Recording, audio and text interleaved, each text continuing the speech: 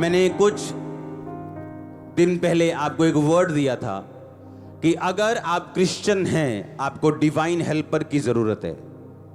आपको दिया था, आपको याद है? वो ईश्वरीय मददगार जब तक एक क्रिश्चियन व्यक्ति की लाइफ में नहीं आता, बावजूद इसके वो गिफ्टेड है या आशीषित है, वो अपनी डेस्टिनी को, अपनी बुलाहट को पूरा नहीं कर सकता। याद है कि नहीं?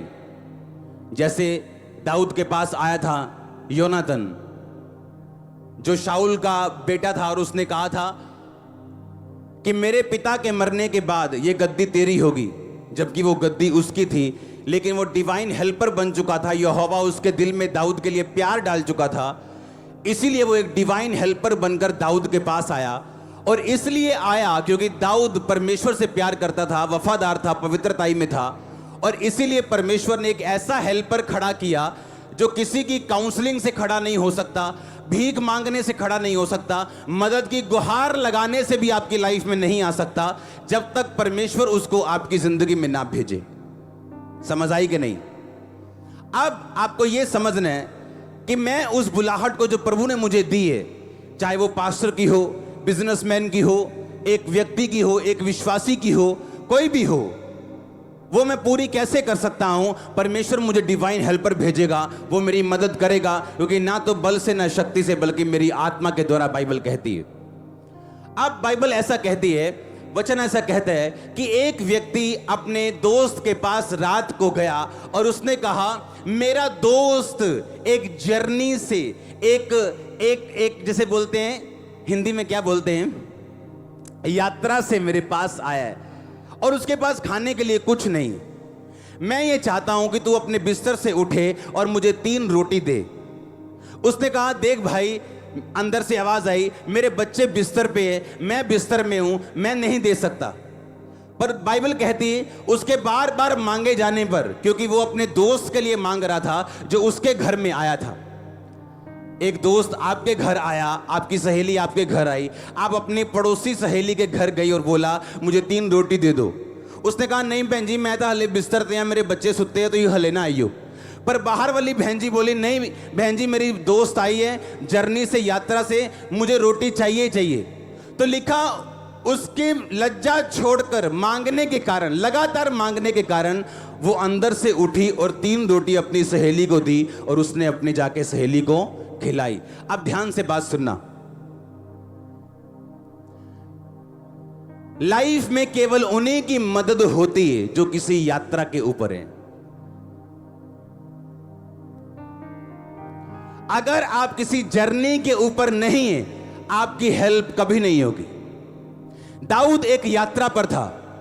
उसकी यात्रा यह थी कि वो एक ऐसा राजा बनना चाहता था परमेश्वर की इच्छा से, जो खुदावंद के अनुसार चलने वाला हो, परमेश्वर के मन के अनुसार चलने वाला हो, परमेश्वर की इच्छाओं को, उसके दिल दिमाग को, उसकी व्यवस्था को उसके लोगों तक बिना कांटे और बिना छांटे पहुंचा सके।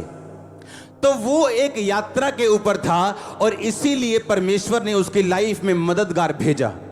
बाइबल कहती है, ये औरत कहती है कि एक दोस्त, एक सहेली मेरी आई है यात्रा से, मैं उसको खिलाए बिना नहीं भेज सकती, इसलिए मैं उसके लिए मांगने आई हूं। नहीं तो वो ये भी कह सकती थी कि बहन अब सो जा, सुबह होगी हम बना लेंगे या इंतजाम कर लेंगे, अभी कुछ नहीं है मेरे पास। वो खेचल ना करती अपने पड़ोसी के पास जाके रोटी मांग के, शर्म करके बार बार रोटी मांगने की। आप हैरान होंगे, याद रखो, जिस दिन आप पूरा दिल खुदा को दे देंगे, आप हैरान होंगे कि किस तरह से लोग दुखी होके भी आपकी हेल्प करना छोड़ेंगे नहीं।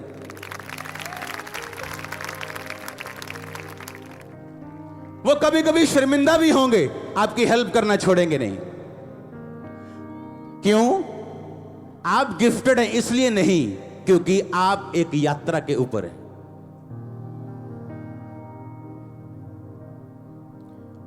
एक विश्वासी की यात्रा ये है, मैंने एक अच्छा क्रिश्चियन बनना है, अपनी बिगड़ी हुई बेटी को सुधारना है, अपने बेटे को स्टैंड करना है, चर्च में मैंने बीज बोना है या सेवा करनी है, या मैंने लोगों को सुसमाचार बताना है। इसका मतलब आप यात्रा के ऊपर हैं। कौन यात्रा के ऊपर नहीं है? जो दारू पी रहे, सिगरेट पी रहे, व्यभिचार में, फेसबुक पे, व्हाट्सएप पे, टिकटॉक के ऊपर है। सुनो, टिकटॉक फेसबुक शैतानी नहीं है, पर आप देख किसको रहे हैं ये मायने करते हैं। अगर एक ऐप खोलने पर आपको 99.9% लोग आपको खराब मिले तो खोलनी क्यों है फिर? या तो अपनी वीडियो प्रचार की डालो 10 मिनट की और बंद कर दो। इसका मतलब आप यात्रा पे नहीं, क्योंकि एक यात्री अपने आप को डिस्ट्रैक्शन में नहीं फंसाता, नहीं तो उसको मालूम है मेरी यात्रा अगर बीच में रह गई तो मैं जो छोड़ के आया हूं पीछे वो भी नुकसान होगा, जहां मैंने जाना है वहां पहुंच भी नहीं पाऊंगा। बहुत सारे क्रिश्चियंस ऐसे हैं, अपनी यात्रा को शुरू किया पर खत्म नहीं कर सके, अब धोबी का कुत्ता बन चुके हैं, ना जो घर का है ना जो घाट का है, ना जो घर के काम आया ना प्रभु के काम आया, ना शैतान के काम, किसी के काम नहीं है वो। तो इसका मतलब यह है खुदाबंद आपकी सब जरूरतें पूरी करेगा, उठा के खड़ा करेगा, चंगा भी करेगा।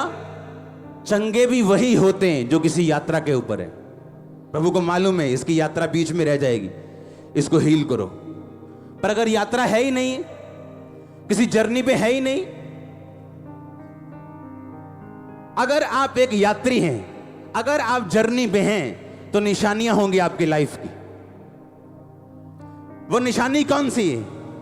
वो निशानी ये है, आप उसके वचन पे चलने वाले होंगे, आप अपनी यात्रा को सीरियस लेने वाले होंगे, आप रेगुलर नॉर्मल से क्रिश्चियन नहीं होंगे। हालेलुया। आप वचन को बड़े सीरियस लेने वाले क्रिश्चियन होंगे, क्योंकि आपको यह मालूम है हीलिंग यात्रियों के लिए, ब्लेसिंग यात्रियों के लिए। अगर मैं कहता परमेश्वर मुझे इतने करोड़ रुपया दे, कभी ना मिलता। लेकिन कहा भवन बनाना है प्रभु, तेरा काम करना है, आए कि नहीं आए? जल्दी जा रहे हैं अंदर, हम बहुत थोड़े दिन रह गए। अगर आप जर्नी में हैं तो वो आपकी प्रार्थना को भी सुनेगा। अन्य लोगों से जल्दी, अन्य लोगों से ज्यादा, अन्य लोगों से ज्यादा सीरियसली वो आपकी प्रेयर सुनेगा, अगर आप यात्रा के ऊपर हैं। हालेलुया। अगर आप जर्नी के ऊपर हैं, आप डिस्ट्रैक्ट नहीं होंगे, क्योंकि रास्ते में डिस्ट्रैक्शंस बहुत हैं। बहुत सी सुंदर सुंदर डिस्ट्रैक्शंस आपके आसपास हैं जो आपको उस यात्रा से रोकना चाहती हैं। अगर आप फंस गए, आप गए, आप लेट हो जाओगे या रह जाओगे।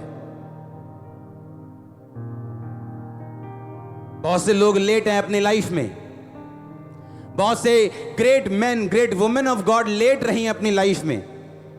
जो खुदाबंद ने उन्हें 30-40 की उम्र में जितना इस्तेमाल करना था, 60-70 की उम्र में जाके वो उतना इस्तेमाल हुई, क्योंकि जवानी में गलत डिसीजन लिए अपनी लाइफ में। तो ये हमारी मर्जी है, हम अपनी यात्रा जल्दी पूरा करना चाहते हैं, इजी रहना चाहते हैं, या शरीर और शैतान की बातों को सुन के इसको लेट करना चाहते हैं। आपकी यात्रा जितने डिस्ट्रैक्शन से भरी होगी, उतने हेल्पर्स लेट आएंगे और उतने कमजोर आएंगे।